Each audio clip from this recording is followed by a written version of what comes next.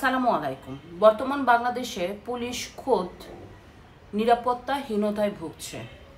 Police কিন্তু ঠিক আগের মতো কাজ করতে পারছে না বর্তমান বাংলাদেশে। পুলিশ অন্যায় দেখেও চুপ থাকছে, অন্যায় হলেও ওই অন্যায় বন্ধ করার মতো কার্যকর ভূমিকা নিতে পারছে না। কারণ পুলিশের মনে একটা ভয় ঢুকে গেছে যে পুলিশ হত্যাও এই বাংলাদেশে হয়, এবং পুলিশকে যখন মেরে ব্রিজের সাথে ঝুলাই রাখা হয়, পুলিশকে যখন নৃশংসভাবে হত্যা করা হয়, তখন এই পুলিশ হত্যার বিচার যখন এই বাংলাদেশের সরকার করে না, তখন কিন্তু পুলিশ বুঝেই ফেলেছে যে যেই রাষ্ট্রের জন্য পুলিশ কাজ করবে ওই রাষ্ট্র পুলিশকে নিরাপত্তা দিতে ব্যর্থ থাকে। তার প্রমাণ ইতিমধ্যে আমরা পেয়ে গেছি।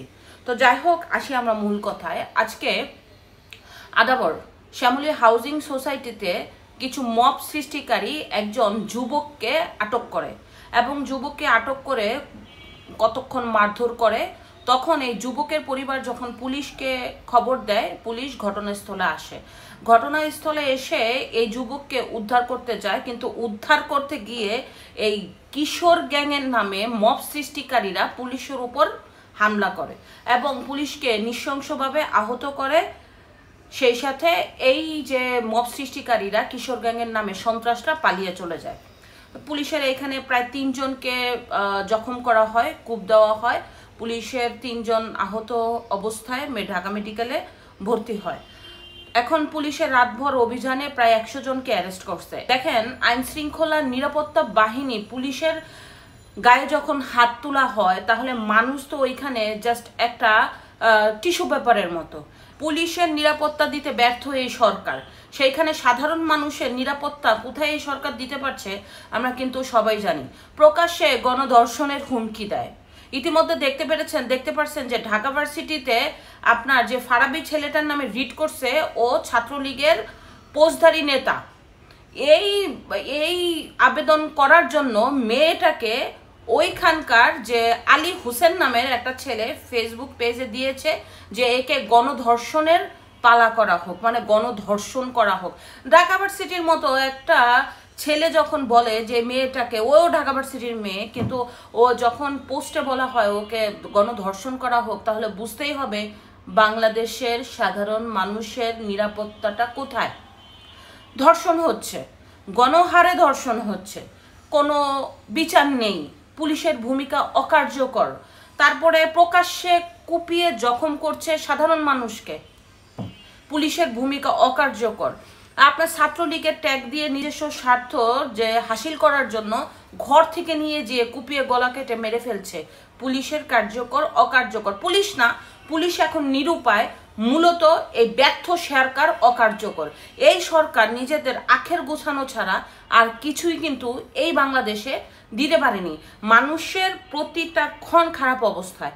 আপনারা জানেন যে মানুষ এখন ভালো অবস্থাতে নেই, কারণ মানুষের কর্ম বন্ধ হয়ে গেছে। প্রায় 1,500-এর উপরে ছোট বড় এবং মাঝারি উদ্যোগের যে প্রতিষ্ঠানগুলি বন্ধ হয়ে গেছে, এবং সেই সাথে চাকরির অবস্থা খুবই খারাপ। বেকাররা শূন্য হয়ে পড়ছে। গার্মেন্টসগুলো বন্ধ হওয়ার জন্য বেকাররা রাস্তায় সন্ত্রাসী কার্যে লিপ্ত হচ্ছে। সেইখানে আবার পুলিশ অকার্যকর অবস্থায় বসে আছে। কিছু কিছু জায়গায় সেনাবাহিনী কাজ করছে, সেনাবাহিনীকে ম্যাজিস্ট্রেসি পাওয়ার দেওয়া হয়েছে। যদিও দুঃখের বিষয়, সেনাবাহিনীকে নিয়ে এখন এক ধরনের স্বার্থান্বেষী মহল এই সেনাবাহিনীকে নিয়ে কটূক্তি করে, এই সেনাবাহিনীকে ধ্বংস করার পায়তারা করছে এই স্বার্থান্বেষী মহল। কেন, কি কারণে বাংলাদেশকে ধ্বংস করতে চাচ্ছে? এই নিরাপত্তা দিতে ব্যর্থ হয়েছে এই অপদার্থ সরকার। ইউনূস সরকারের মতো এত অপদার্থ সরকার বাংলাদেশের কখনো কোনো অধীনে দেখা যায়নি।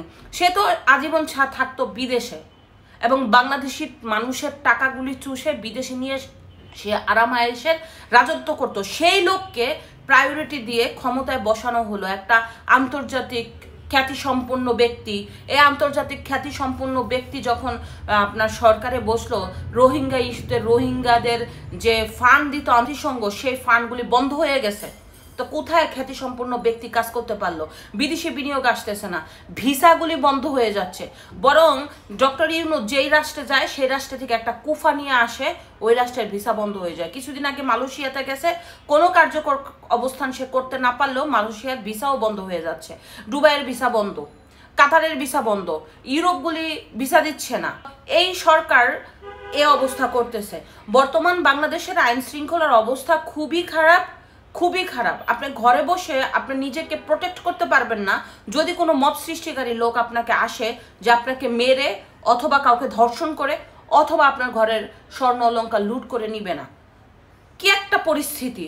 অথচ বিদেশ থেকে কিছু ইউটিউবাররা এবং এই দেশের স্বার্থন্বেষী মহলের কিছু ইউটিউবাররা এমনভাবে প্রোপাগান্ডা ছাড়াচ্ছে ওরা খুব ভালো আছে, ওরাই ভালো আছে, কারণ ওরা চাঁদাবাজি করতে পারতেছে, ওরা মব সৃষ্টি করতে পারছে, ওরা মানুষের টাকা নিয়ে লুটপাট করতে পারছে, ওরা এই জুলাইয়ের মানে যোদ্ধার নামে বাংলাদেশকে ধ্বংস করে নিজেদের আখের গুছাচ্ছে। এর জন্য ওরা ভালো আছে। ভালো থাকার হার কতটুকু বাংলাদেশে চিন্তা করেছেন? এখন যদি বর্তমানে বাংলাদেশে আগে যদি ভালো থাকতো 60% মানুষ, এখন বাংলাদেশে ভালো আছে 20% মানুষ, যারা এই আন্দোলনকে কাজে লাগিয়ে নিজেদের স্বার্থ হাসিল করছে, তারাই ভালো আছে। এভারেজ ব্যবসা বাণিজ্যগুলি খারাপ, আইন শৃঙ্খলার তো খুবই খারাপ অবস্থা। সেনাবাহিনীকে ধ্বংস করে দিতে চাচ্ছে এক ধরনের স্বার্থন্বেষী মহল, অথচ এই সরকার কোনো কার্যকর ভূমিকা নিতে পারছে না। এই সরকারের একটাই কার্যকর ভূমিকা, খাও দাও, টাকা কামাও, দিন শেষে নির্বাচন দিয়ে বিদেশ চলে যাও, আমাদের আর খুঁজে পাবে কে? যদিও এই দেশের কাঠগড়ায় দাঁড়াতে হবে একদিন এই সরকারকে, মনে রাখেন, আজ অথবা কাল।